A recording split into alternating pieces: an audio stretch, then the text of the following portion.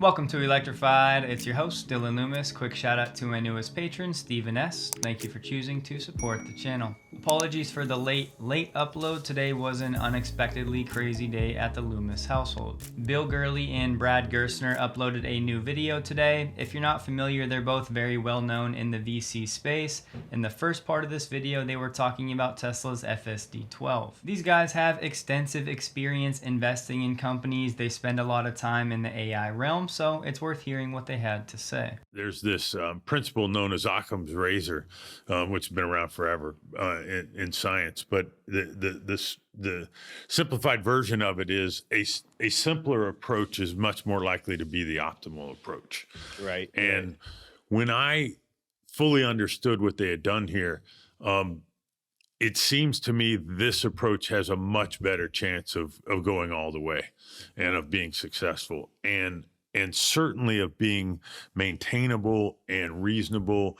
It's way more elegant. He's referring to how Tesla got rid of over 300,000 lines of that heuristic manual code. Now in this new model, it's pixels in. So the model itself has no code. It doesn't know this is a stoplight per se.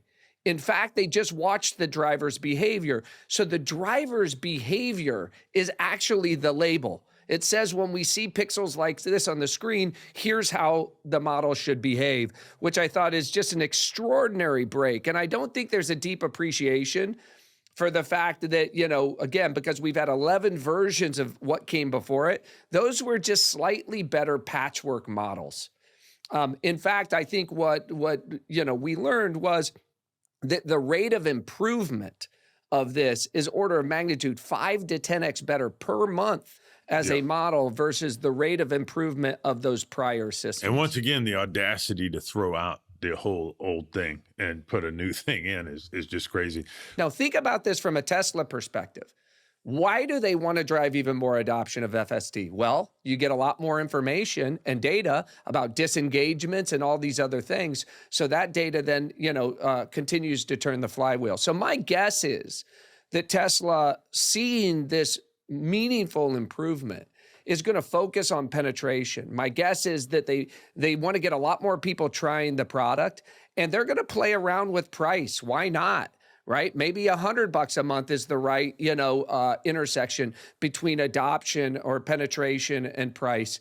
But again, I think that all of these things are occurring at an accelerating rate at Tesla. And when I look around, I still hear people saying Waymo's worth 50 or 60 billion bucks, but you could be in a situation on that business where it just is, gets passed really quickly and they have a hard time structurally of catching up. Tesla still has some engineering intervention along the way, but I think the engineering team working on this at Tesla is about 1/10 the size of the teams at Cruise. Well, I mean, that gets back to, the simplicity point, right? Like this approach removes so much complexity that you should be able to do it with less people. And the fact that you can have something better with less people is really powerful. Really powerful indeed. The world will find out soon enough. The full video will be linked below. Yesterday, we talked about that lobby group that Tesla was upset with in Australia. Fast forward to today, and Tesla has announced at the end of this year they will be leaving that group. Tesla wrote a 7-page letter voicing their frustrations. We learned that Tesla pointed out while the FCAI projects a dramatic price hike for gas-powered vehicles, it also falsely claimed Tesla's EVs would see significant price reductions as much as 25%,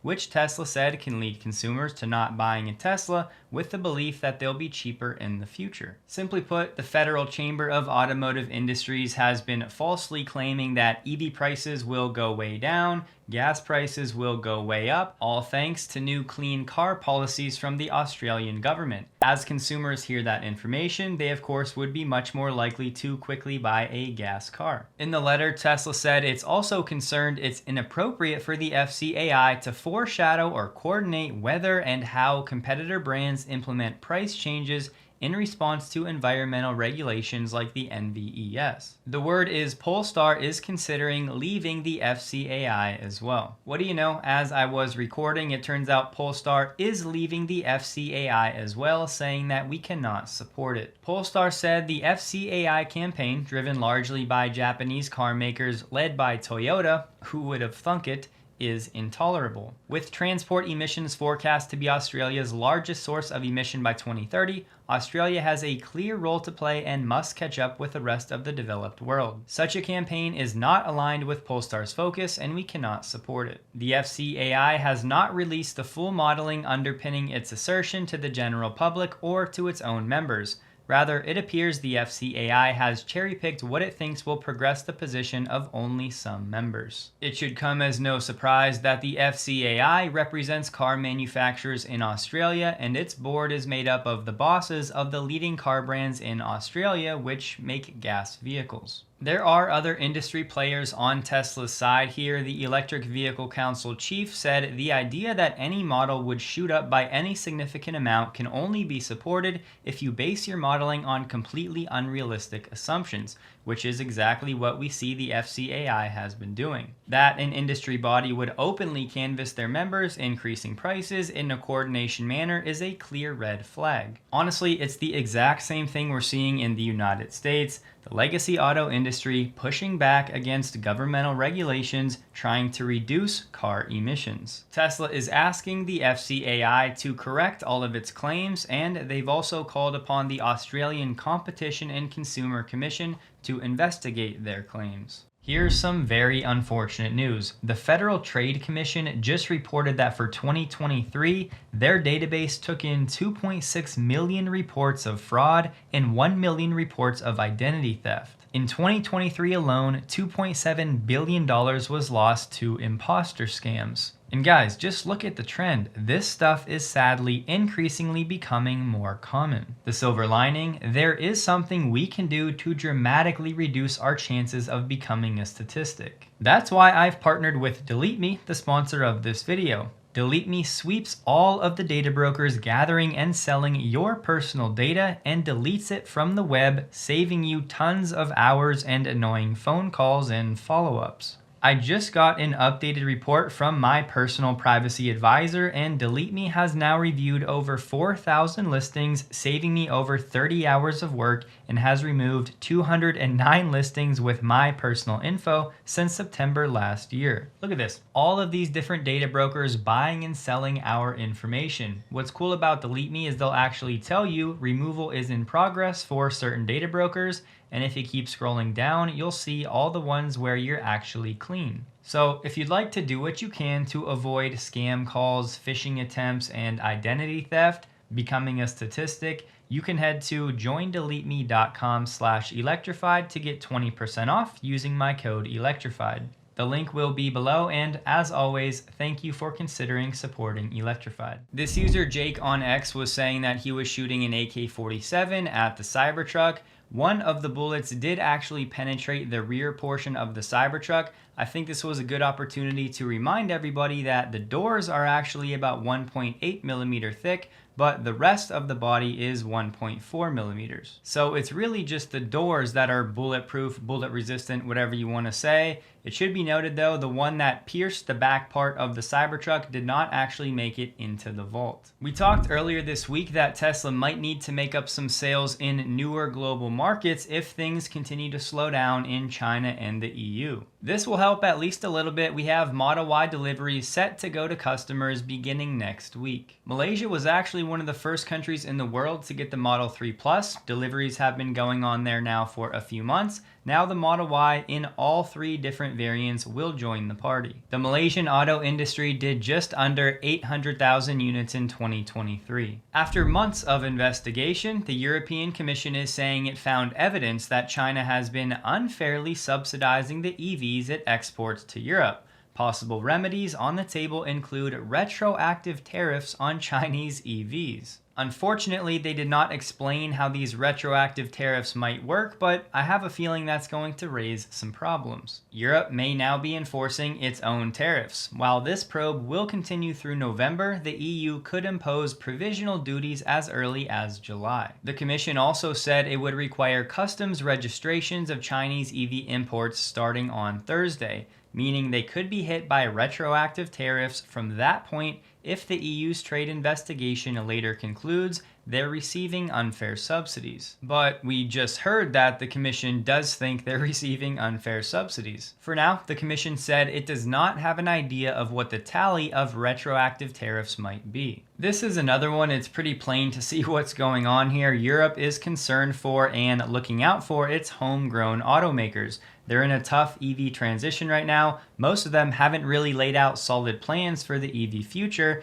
Now the Chinese are looking to flood that market with lower priced EVs. So the European Commission is saying that, hey, the Chinese government is unfairly giving its homegrown automakers too many subsidies. It would effectively be like if our government started giving Tesla money for producing the Model Y at Giga Texas, and then Tesla went ahead and started exporting that into Europe. Clearly, in the short term, the consumer would win, but the question becomes, what are the long-term ramifications for the auto industry? Then, just yesterday, our energy secretary said China could flood the US EV market with its offerings. We're very concerned about China bigfooting our industry in the US, even as we're building up now this incredible backbone of manufacturing. She added, China is investing massive amounts for the purpose of bigfooting, so we need to understand that it's important for people to buy EVs in an affordable fashion, but we can do that and we can keep our country safe. I love the optimism, but the truth is the United States has absolutely not proven that it can sell EVs affordably to its consumers. Taking Tesla out of the equation, there are a handful of maybe affordable options depending on who you would ask, but they're definitely not selling in any type of actual volume. Nor has any one of these other automakers proven they can sell any EV profitably outside of Tesla in the States. Giga Berlin was set to hold a Works Council vote in the middle of March, but IG Metall was pushing that back, saying that they needed more time to make some nominations. Well, turns out Giga Berlin has won this dispute over the timing of these elections. The article did say Tesla now has about 12,500 people employed at Giga Berlin, and this new Works Council must be elected to make sure that employees are adequately represented. After these new elections, the number of Works Council members will increase from the current 19 up to 39. In case you're new, a German Works Council is not the same thing as a union as we think of them here in the States. After the election, these members will then serve as an intermediary between all of the employees at Giga Berlin and the management, just ensuring that the health benefits, the working conditions, and everything stay on the up and up. A Works Council is indeed something that is mandatory for Tesla in Germany. We heard that Panasonic had scrapped its plans for a battery factory in Oklahoma, but now they're considering expanding their facility in Kansas. Panasonic said it's assessing whether to add production capacity beyond what it's currently building in DeSoto. They're calling this potential expansion Phase 3, which would include building additional production lines. One source said the scale of the plan is similar to the size of the current plant, which is costing the company about $4 billion. They did say the main customer for any additional batteries would most likely be Tesla. For now, though, no final decision has been made. Panasonic said it would likely use the additional capacity to make cutting-edge 4680 cells, and on that point, they're touting that their 4680s still lead the industry in terms of technology and safety. That was after specifically mentioning that both Tesla and LG are also developing their own 4680s. A decision on Phase 3 will likely come by the end of the year. A researcher at Techno Systems said Panasonic's plan appears to reflect steady demand from Tesla. As competition in the EV market heats up, Tesla is making a decent profit even after the price cuts. This compared with conventional automakers who are relying on hybrid and combustion cars to make up for losses in their EV business. He pointed out Tesla desperately wants more 4680 batteries. That checks out, as the president of Panasonic said it would not invest in new factories without concrete commitments from car makers. We've already talked about how important this factory will be for Tesla, potentially allowing the Model 3 variants to re-qualify for the IRA credits. Tesla's not totally out of the woods with this one yet, but we just had a district judge rule that the Tesla owners that were looking to form a class action lawsuit against Tesla, claiming that Tesla falsely advertised the range of its vehicles, well, now those owners are going to have to pursue their claims in individual arbitration. The judge did say she did not dismiss the lawsuits and said she could eventually issue an injunction against Tesla if the drivers successfully arbitrated their claims under California's competition law and other provisions. So at least for now, Tesla is avoiding a class action lawsuit on this front. Here it is, Rivian's R2 platform. Rivian is expecting this platform to start around $45,000. On the high end, they were touting ranges over 300 plus miles, but the base version will be 270 miles. It will be a 5-seat vehicle. Rivian will achieve those ranges with 2 different battery pack sizes. The R2 platform will be available internationally after the North American launch. On the high end, the 0 to 60 time will be under 3 seconds. It has some cool features like a nice size frunk. The rear quarter windows do pop out. The rear glass drops down into the lift gate for carrying longer objects like a surfboard. The front row seats actually fold flat too, which is pretty nice for camping. Rivian did report the use of high pressure die castings for this platform, so we'll see what that's all about and if it's like a gigacast. There will be 2 glove boxes in this vehicle, and the steering wheel will have a new scroll wheel. Rivian plans to use 4695 cylindrical cells in a structural pack, so the battery pack will make up the floor of the vehicle. A quick aside, there are other automakers planning to use the 4695 form factor as well. BMW is planning to use them in their new class lineup. The R2 will come in single, dual, and a tri-motor setup. It'll have 11 cameras and 5 radars. That's compared to Tesla's 8 cameras and 0 radars. Rivian did mention hands-free driving on the highway. Reservations for this vehicle are open now, and RJ said later this month Rivians will have access to the Tesla supercharger network. The thing is though, right now on the R2 design, they have the charge port on the rear passenger side, which I really hope they change before production. Rivian also announced it's pausing construction at its factory in Georgia, but they did confirm they do plan to make the R2 there eventually. This move is to save them capital. The number they gave was saving about $2.25 billion.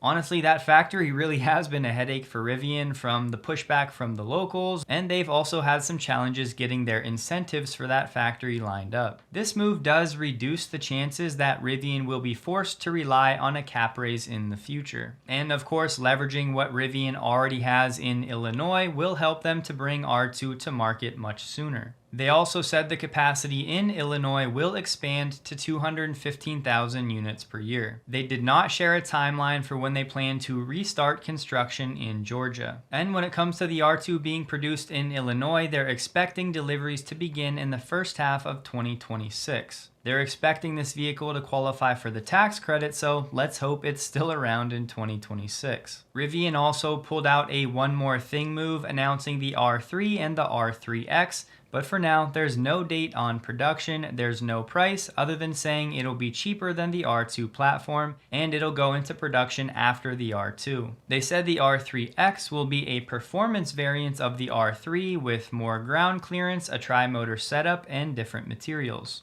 Now look, before I say what I'm about to say, I am rooting for RJ, I'm rooting for Rivian. I love the brand, I love the soul this company has, and the adventure ethos, the sustainability, opening up their adventure charging network. I'm all for all of it. But here's what I think at least some people seem to be somewhat clueless about. This $45,000 is the pricing Rivian is expecting, but this is 2 years from now, and as we've seen time and time again, we cannot treat these expectations as gospel, especially for a company that's losing money right now. I'd also add that 2-year timeline is probably a best case scenario. More importantly though, Rivian right now is losing on average over $40,000 for every car it sells. These cars, by the way, they're selling for around $80,000. This is oversimplified, but selling a car for $80,000 means it's costing Rivian around $120,000. That's while they sell around $15,000 per quarter. So with Rivian expecting to sell the R2 vehicle for around $50,000, we'll call it,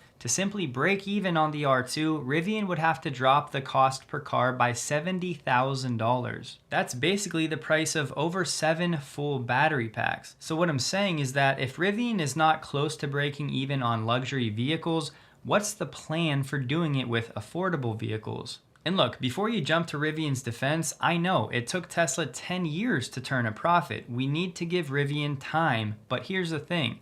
Tesla spent an entire decade producing luxury cars, learning how to build its supply chain, driving costs down, refining the manufacturing lines, hiring talent, building the support and the service network. Tesla Roadster delivery started in 2008, the Model S was 2012, the Model X 2015, and then Tesla didn't aim for a larger market until 2017, a full decade later with the Model 3. And let's not forget, that was the car that almost bankrupted Tesla. On the other hand, we have Rivian, who has only been producing cars for less than 3 years. The first R1T rolled off the line in September of 2021. Now yeah, Rivian has way more data than I do, obviously. My only concern here is that Rivian might be rushing to the mainstream, a bit more affordable market before they have tried and true manufacturing expertise, and maybe before its supply chain is firmly established. As someone rooting for Rivian, I guess I'm just hoping that Rivian isn't rushing R2 to market, hoping it's going to be the thing that magically saves the company, because if we've learned anything from Tesla, it's that manufacturing at scale is incredibly difficult. I do think even if Rivian is forced to do a cap raise before 2026, that they'd be able to secure the funds and extend their runway. And who knows, maybe Rivian will pull its own rabbit out of a hat with some impressive manufacturing innovations. But the point is, they're going to have to drop costs by over 60% at a minimum. And it's not only that, but this was a really good chart from AJ on X showing cumulative free cash flow of pure EV makers. Clearly, so far, Rivian hasn't really figured out the sales turn timing yet, and this is just another hurdle for Rivian to figure out. Another quick aside, it's kind of funny how Rivian announces a $45,000 car for 2026,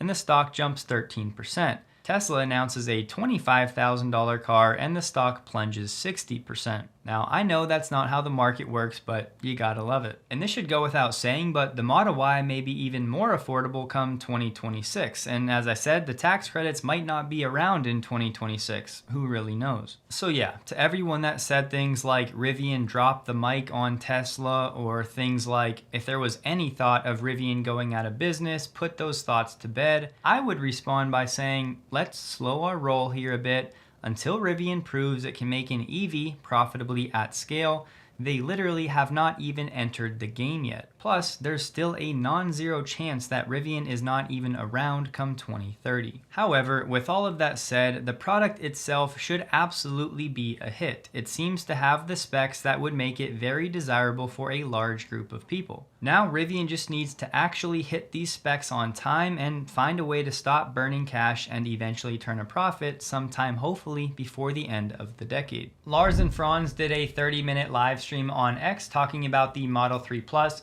We really didn't learn anything new, but I personally always enjoy hearing these two gentlemen talk, so I'll have it linked below if you want to check it out. Taking a look at the largest companies by market cap, Tesla has now fallen all the way down to number 14. Tesla stock closed the day at $178.65, up 1.2%. while the Nasdaq was up 1.51%. Rivian ended the day up 13.42%. It was an average volume day for Tesla, trading about 4 million shares below the average 30-day volume. Again, apologies for the late upload and any feeling of brevity in today's episode. It was an odd day.